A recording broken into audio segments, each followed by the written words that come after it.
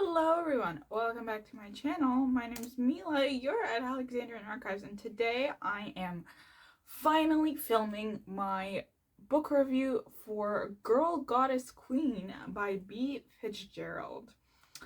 So unfortunately, this is not going to be a positive review, and I want to be of the type of person that will recommend books even if I don't like the book myself. However, in this case, I cannot recommend it in good conscience. Because, how do I explain this? Everything in this book, I think I could recommend it if you want something. Oh man. See, it's even hard. Like, I don't know to who I would recommend this to. So, the thing is, if I had liked it a bit more than I actually did, I would have recommended it to those who are starting out in the Greek mythology stuff and don't really know a lot about it, so they can jump into something familiar, something easy, without having to understand all the relationship dynamics and all the stories and stuff like that of Greek mythology and of all the gods and all the relationships and stuff. However, in this case, this book goes off track. It doesn't even keep track of its own lore. Like, there's barely, the continuity is almost non-existent. The world building does not make sense. It has the original beats of the story, but beyond the names, the vibes that the characters give and the powers that the characters have, that's it. That's the only thing that reverts back to the original Greek mythology stories. However, there is a caveat here, a little disclaimer here. Greek mythology stories are not linear, okay? They're not going to be the same version in every which way that you read them, okay? And a lot of the time also there is confusion, especially in modern media, about the Greek version of a myth and a Roman version of a myth. For example, I'm just going to say this quickly, in the Greek version of the myth, Medusa was a monster. She was a Gorgon, okay? She was the only mortal one, and her two sisters were the immortal Gorgons, okay? She was not a priestess of Athena. In the Roman version, especially the one by Ovid that people are constantly referring to, she wasn't, honestly, she wasn't even a priestess of Athena. She was just like a really beautiful lady who just so happened to be in the temple of Athena. Ovid made the metamorphoses in order to slander the gods, basically. That's the gist of it. I don't want to go too much into it. There are plenty of video essays, there are plenty of essays, there are plenty of articles you can read. If I find any, I'll link them down below. But the point is that sure, some of the vibes from Greek mythology, from the original Greek myths were there, but other than that, there was nothing else. It didn't add anything. It didn't give me more.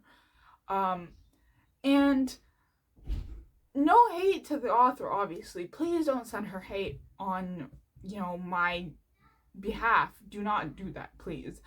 I'm sure she's fantastic, but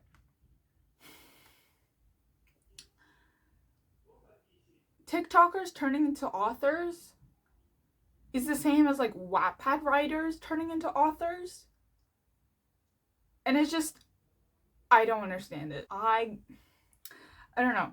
So let's get into the bulk of this review. I will read you the synopsis and then I will go into my thoughts. I have 2.5 pages of notes. 2 and like 1/3 pages of notes. But yes, so Girl Goddess Queen. This has a 4.08 rating on Goodreads, which is pretty high. This has 5,919 ratings and 1,372 reviews. So the average is 4.08, which is quite high. This was released on July 20th. Oh, yeah, July 20th, 2023. And I only read it because one of my friends, who I will not name, told me how awful it was. And I was like, I'm gonna read this to see how awful it is. And, oh boy, okay. here is the synopsis if my computer decides to cooperate with me. Hello?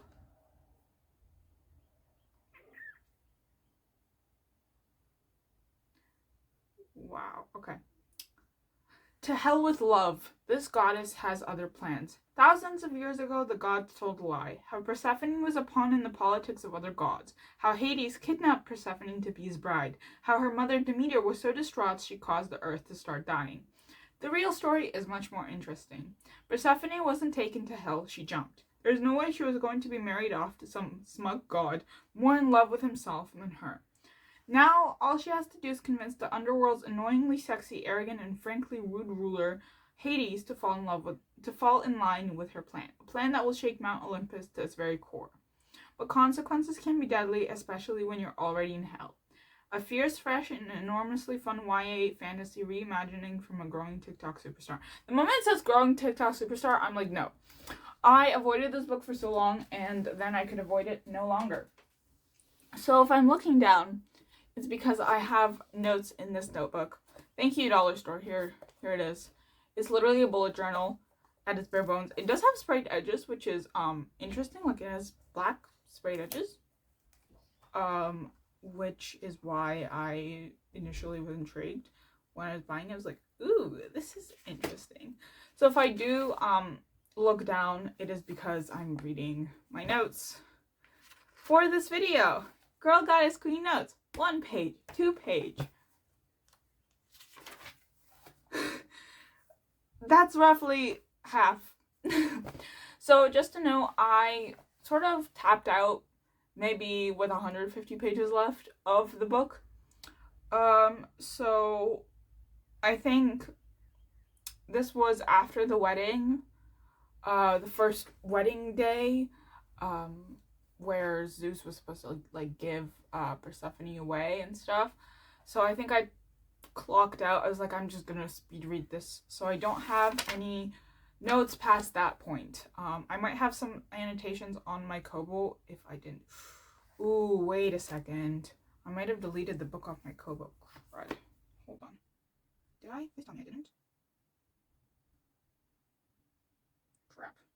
I might have. That's not good. No, I didn't. I did not. I did not delete it. So I might have notes on my Kobo. I might have highlights on my Kobo. So I will read those when it's relevant. But yes, and if I'm looking over there, that's my laptop, just whatever notes I have. So at the beginning of the book, we open with what is called Persephone's naming ceremony. So this is said later in the book, but basically the gods have defeated the giants, and now there must be a divide of the different realms. You know, Zeus has the sky, Poseidon has the sea, Hades has the underworld, and now it is Persephone's turn.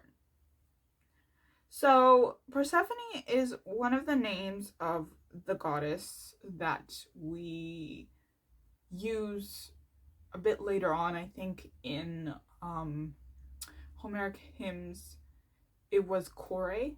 So at the beginning of the book, for a large chunk of the book, she is called Kore. We know her as Kore. I just want to preface this because it might be confusing when you're reading it. So Zeus asks her, what would she do if given the world? When they asked me what I wanted, I said the world.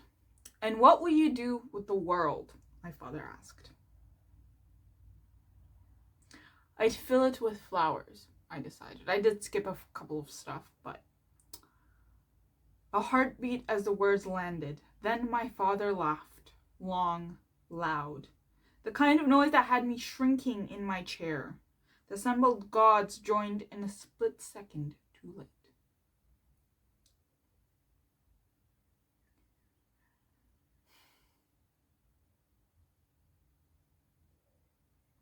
So he gives her and makes her goddess of the flowers. And what I don't understand is, I'm guessing this is meant to be a slight towards Persephone. But we don't get that.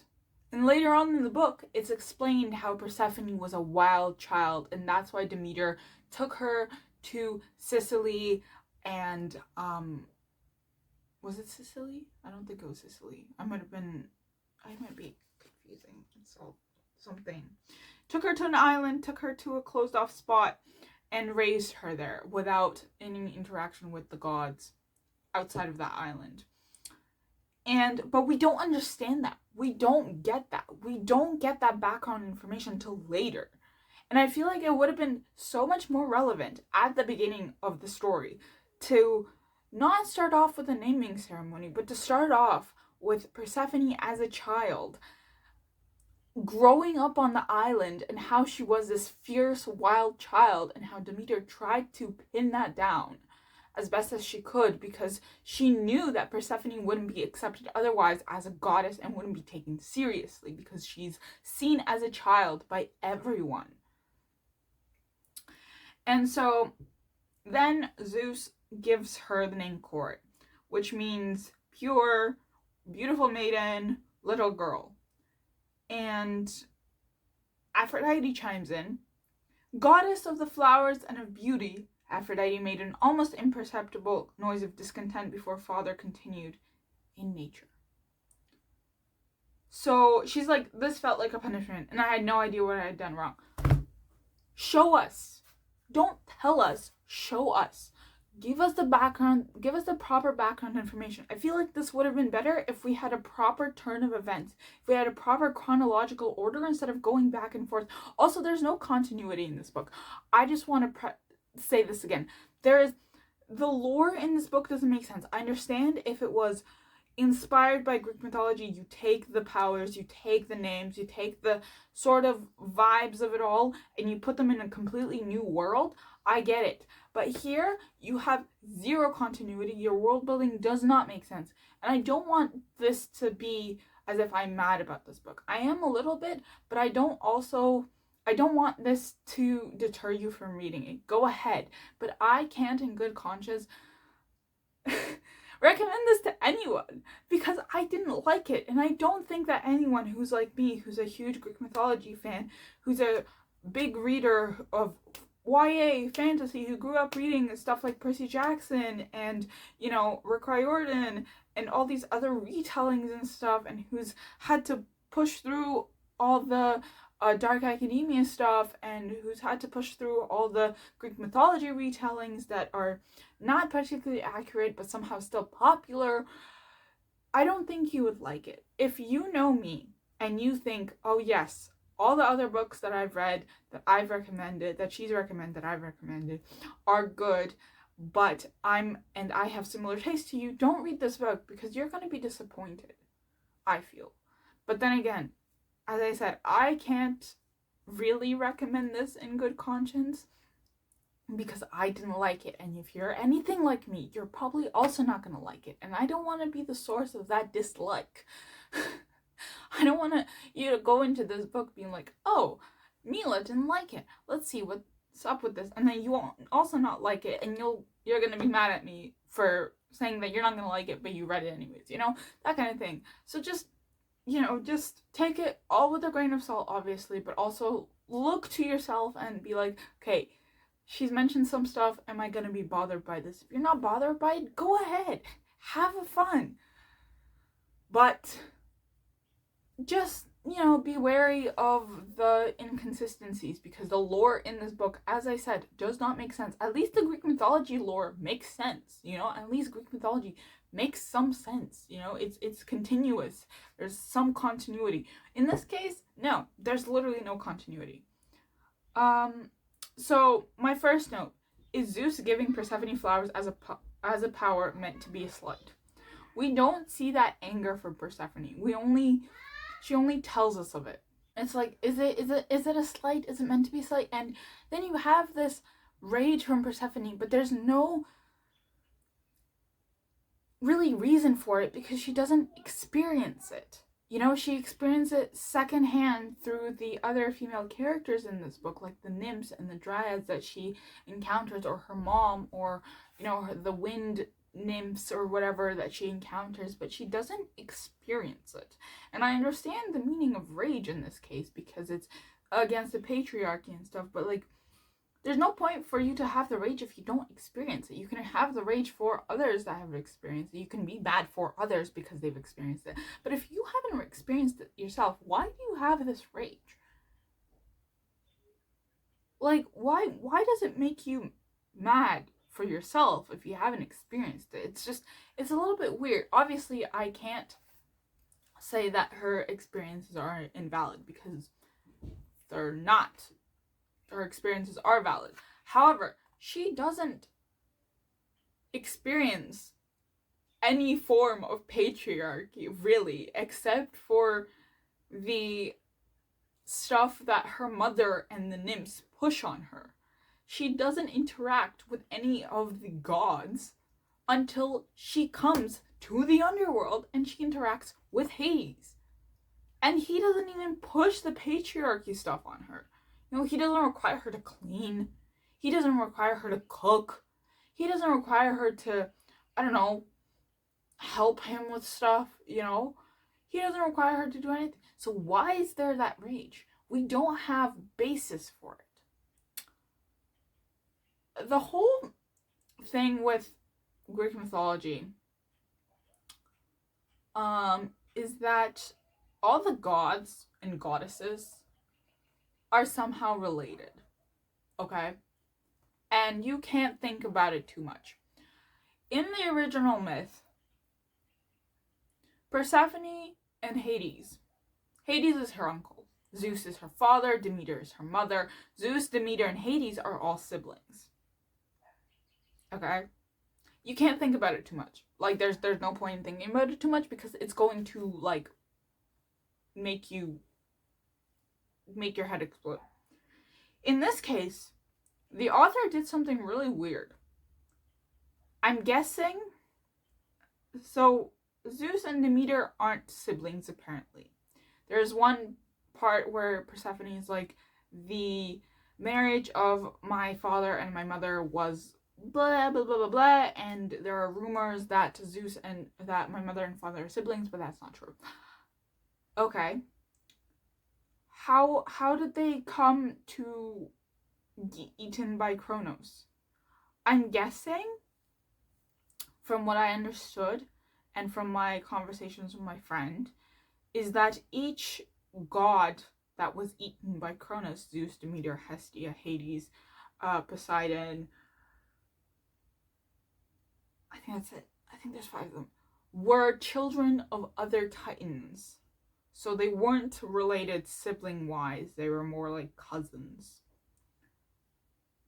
And since Kronos chose each one of them to eat, they therefore were snatched by Kronos, and we'll get back to this later. They were snatched by Kronos, and therefore, after the war ended, they were chosen to have the right to rule. They had the right to rule because they were snatched by Kronos. Okay. The other thing is, when Kronos threw up his children, they were in a time lock, and one by one they woke up, which I was like, okay. And depending on how they woke up, that was sort of their age order. Hera woke up first, and etc, etc, etc, and Hestia and Hades woke up last. So, which means that Hades and Hestia are the youngest, and also means that Hades and Hestia are the closest to Persephone in age, which doesn't make sense because Hestia is the oldest of the Olympians, okay? She's a goddess of the hearth. She's the oldest. That's her whole thing, okay? Because later she gives up her throne for Dionysus, and she starts tending to the hearth in the middle of the of Olympus, of the main chamber, I guess, with all the thrones and stuff. And that's a very older sister thing to do, first off. Second off, it just doesn't make sense because the hearth is one of the oldest things in terms of human civilization. Like fire, this feeling of home, this conception of home is one of the oldest sort of thoughts of humanity in general, so it doesn't make sense that the goddess of the earth is gonna be like the second youngest. And it also doesn't make sense that Hades, the god of the underworld, also known as one of the big three, apologies for using Percy Jackson terms here, but one of the big three, one of the scariest gods, one of the most, I don't want to say not exactly revered, but one of the gods that people are the most frightened of, is the youngest. Like, he's the youngest one. It doesn't make sense. I guess she didn't want the whole, first off, incest plot, and second off, age gap, but they're gods. Why are you pinning human thoughts and human perceptions on the gods? It's even weirder, honestly, trying to not have an age gap and not have an incest plot instead of just, going along with it. I feel like, I don't know, maybe it's because it's YA and she wasn't comfortable with doing that, but what? Like, I read Percy Jackson before I was supposed to be reading YA, right? So I read Percy Jackson like grade 5, I think, maybe. And when I found out that the gods were related and that Zeus married Hera, who's his sister, and stuff, I was like, okay, cool, whatever, right? Like, I feel like a teenager to whom this is, targeted towards would understand that you can't really think much of the gods' relationships with each other in terms of, like, whether they're siblings or uncles, aunts, nephews, nieces, whatever, too much. You can't think of it in the way that you do for humans, because gods exist beyond the perception of the human mind. They're beyond the rules that we have as humans. It doesn't translate the same. Hestia is a little older than Persephone. There's this whole talk with purity, and I don't know if I can explain how I feel about it. I just don't like it. Again, you're pushing human idealizations, human perceptions, human rules, humans, like societal expectations on the gods. And in the ancient world, virginity was not what we see it as now. Virginity meant unmarried. Virginity didn't necessarily mean an absence of,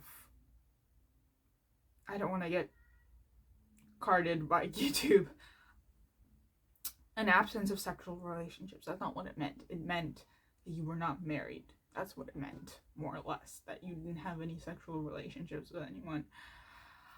Again, why are human societal expectations pushed on gods? Why did Persephone choose Hades and the underworld? Sure, okay, fine.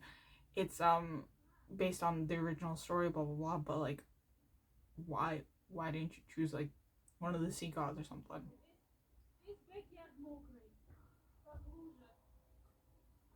She invokes Xenia, which is an ancient ritual in a sense, and which grants the person that invokes it a roof over the head, a bed to sleep in, and food. And the person, the host, is not allowed to harm them in any sense. She also creates the sickle, which is the crescent-shaped weapon that people used to use to cut wheat. This is completely wrong, actually, because Kronos, Persephone's grandfather, the father in the original myths of Zeus, Hades, Poseidon, Demeter, and Hestia, is the titan of agriculture. Like, he's the OG dude of agriculture. His weapon is a sickle. That's how he kills Uranus, his father, and how Zeus, Hades, and Poseidon specifically defeat Cronus himself with the sickle. It was sort of like his own weapon being used against him kind of situation. Styx. The personification of the river Styx as a character was probably the most interesting character in the whole 300 something pages that I read. She was given the most personality, she was given the most flair, she was given the most dramaticness, which left nothing for the other character. Nothing. Zero. Persephone was a pushover. Hades let her push him. Hades is a pushover. Persephone walks all over him. Styx is the only interesting character. Demeter still gets the villain mom, helicopter mom treatment, although it's a little bit more in depth here, I guess, and that's me being nice in a sense. It's not even that in depth, but Zeus is an asshole, which he always is. Hermes is a good time. Hermes is fun. That was fun. The new wind gods, wind nymphs that she created, that the author made up, that was also fun. Trying to think. Yeah, that's all I can think of. The switch up between the relationship of Persephone and Hades, because it's supposed to be enemies to lovers, it's more like, and I quote from my friend, mild annoyances to lovers. There's no bite to their banter. This is not enemies to lovers. This is literally like mild annoyances to lovers, and I can't think of it in any other way. Hades is pathetic. He has no real power. He's a nerd. He faints at the sight of blood. He gets sick at the sight of blood. He's the god of the dead. He's the god of the underworld. What do you mean he faints at the sight of blood? What? It makes no sense. What kind of characterization is this? It's not a characterization. It's more like a personality smear here, okay? Like, he's a nerd. Okay, I don't mind if he was a nerd, but also the underworld, when Persephone gets there, the underworld is a mess. There's no fields of asphodel, there's no Elysium, there's no field of punishment. It's just a mess. You know, the abusers and the abused are able to interact with each other. They're ghosts. They're not even there. Persephone is the smarty pants that creates the division. What? What? Huh? What? Demeter is, as I said, given the helicopter mom treatment. She's similar to Gothel from Tangled, meaning that she will scold Persephone the way that Gothel scolds Rapunzel, or like says something mean to Rapunzel and then brushes it off as like, "Aw, I love you. You know I don't mean it. I love you." Mess me with that bullshit, honestly. As I said, Hades is a pushover. Persephone walks all over him. There is no need to diminish the male characters, to give way to the female characters. They can be equal. That is what feminism is. We want equality to the men in this world, okay? Which means that if Persephone is the smart character, why is Hades a pushover? Why is he someone who just like falls on his knees and just, you know, caters to her every whim? Where's the equality? Hades and Persephone in Greek mythology they're the only couple that are on equal ground. Okay? If we sort of put aside the fact that Hades kidnapped her without her or her mother's permission, and Hades let it go, and then the whole Demeter thing, they come to be the most equal partnership couple in all of Greek mythology when it comes to the gods. And in this case, Hades is just a wimp.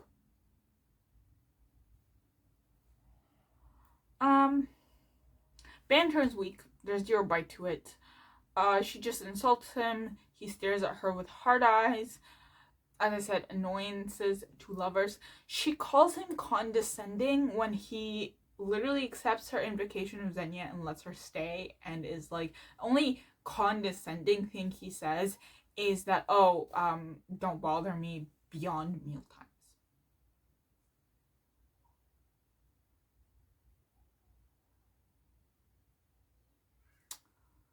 All of a sudden, he has her trust. Hades suddenly has feelings for her. Persephone walks all over him. He lets her. Hades wants to tell her his secrets, but then she backtracks and says he doesn't have to do it. Like, what? What actually went down after the Titan War ended? Hades keeps inferring that what Persephone was told isn't truth, but he never elaborates. Again, with the continuity thing, apparently Hades and Hestia were children when the Titan War ended. I don't think I mentioned that earlier, but that was one of the first things that we find out when it comes to how the Titan War is presented in this, along with the rest of the lore changes.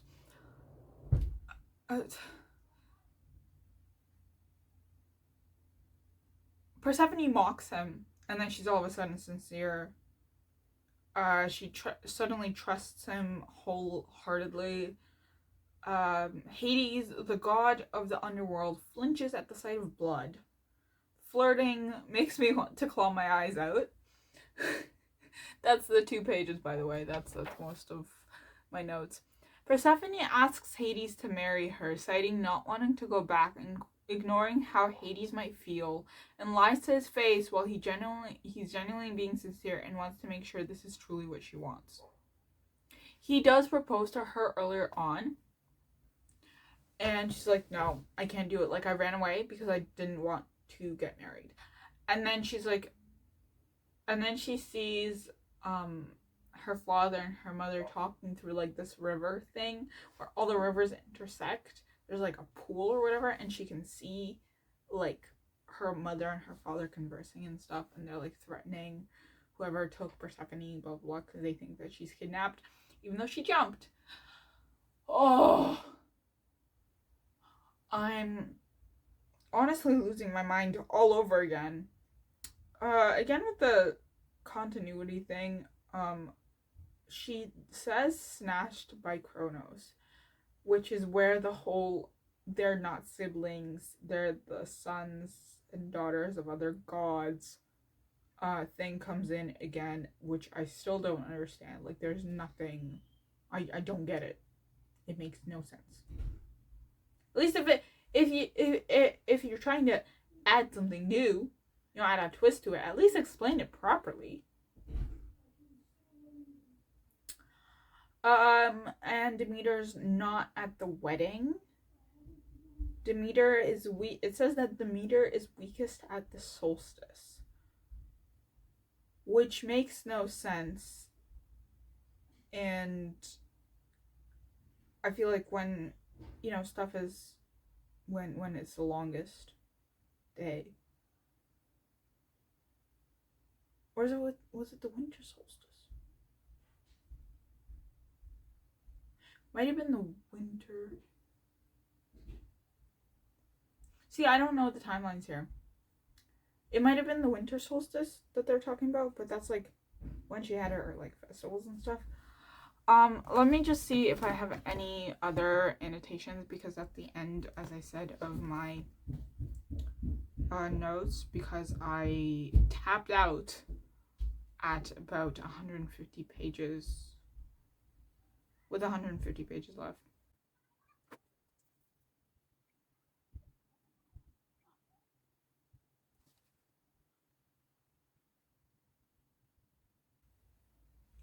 By the rules of the fates, any child snatched by Cronus has a right to rule, and Hades and Poseidon allowed Zeus to do so with a pact so fragile it could be shattered. Hades was chosen by Cronus. She does say at some point in chapter 33, if y'all want to check or whatever, Don't put yourself down to lift me up, especially not when I'm mad at you. That's literally the number one problem in this book. This is another one, chapter 40.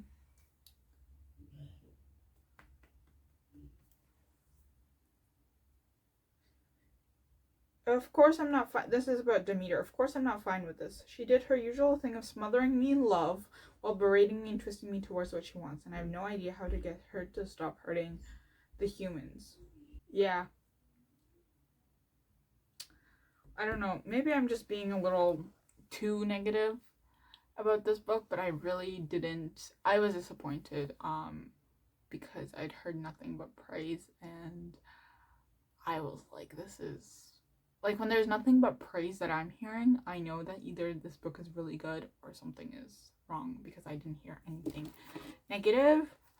Let me just see if there's anything else I want to say. I wonder if there's anything. Some people love this, and I'm just a bit surprised because I know these people, and I'm just like a little confused.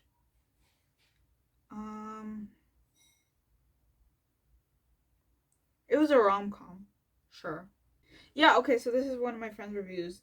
Next was a problem many authors find the most difficult to explain when retelling Greek mythology, the rather incestuous family tree. The author's chosen explanation was that Cronus' only child was Zeus. The other Cronus, Hestia, Demeter, Hera, Hades, and Poseidon, were the stolen children of other titans, which then creates so many more questions. Why did Cronus eat his own siblings' children? What then happened to his siblings, or were they not siblings either? Let me just see if I have anything else that I can add on, because I don't know. Maybe I just didn't understand it. Cora is like Captain Marvel, always right, can never make the wrong decision. Everyone else is wrong in this book. Hades isn't the god of the underworld, he's the god of illusions. That's the other thing. And then Persephone is like the goddess of life? I'm sorry, what?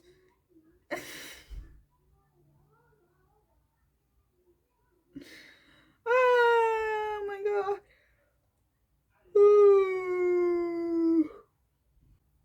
Okay, a lot of these are DNFs. That's why they're rated at 1 star.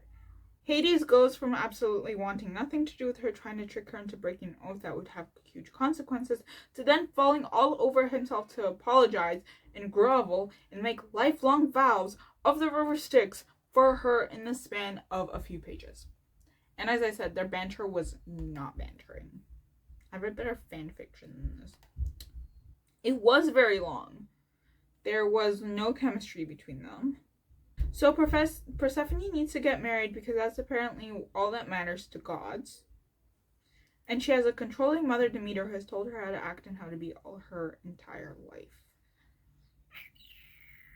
And I reiterate the fact that I say once again that Styx was the most interesting character, and she's a made-up character. Like, I don't think I've ever read really a book where there's a personification of the river Styx. I thought that was an interesting add-on, and that's probably the only interesting thing in this book. Another thing I want to say is that I can't think of anyone that would like this book. If you're like me, you would not like this book. There's nothing to like. There's nothing. I mean, if you're like a 16-year-old person who wants a fun retelling and doesn't really care much about the apologies for the planes, doesn't care much for the accuracies in terms of Greek mythology, sure, go ahead, knock yourself out. But if you're like, you know what, I know that people are going to be like, but you're not the right age group, blah blah blah blah, this is for teens, this is why. Yeah, with the amount of like on scene, on page sex, I, as a 16-year-old, 17-year-old, or even 18-year-old, this is upper YA. I refuse. I'm not going to recommend this to a 13-year-old. This is upper YA. I would be uncomfortable with the amount of swear words that are in this, with the amount of mentions of sex that are in this, because even though, you know, I wasn't sheltered, you know, I know what it is.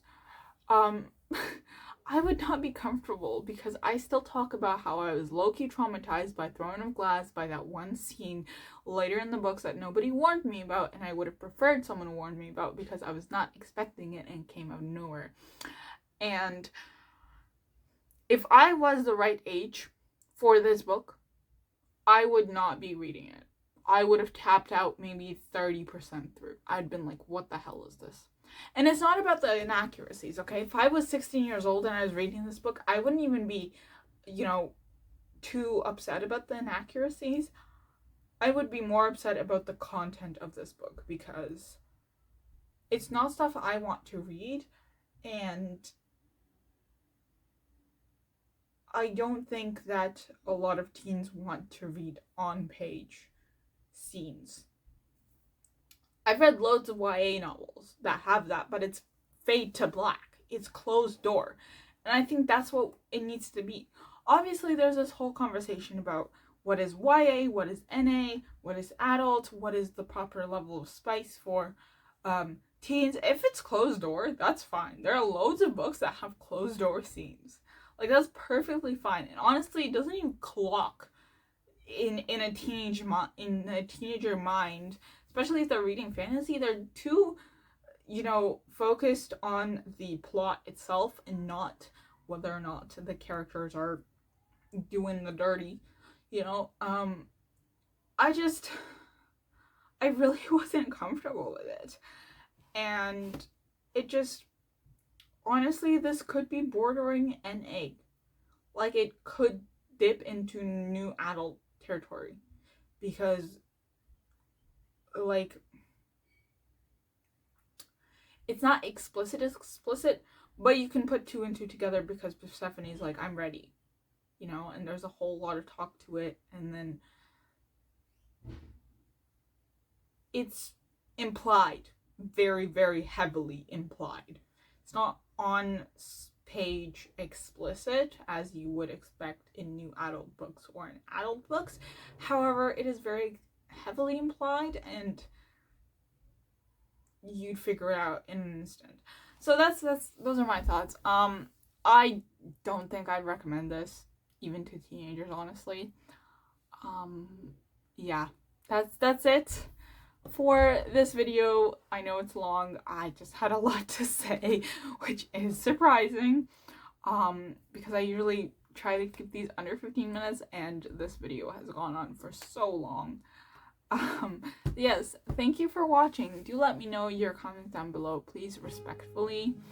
And I will see you in the next one. Like, comment, subscribe, hit the bell notifications to be notified every time I post. And I will see you in the next one. Bye. Happy reading. Just not this book.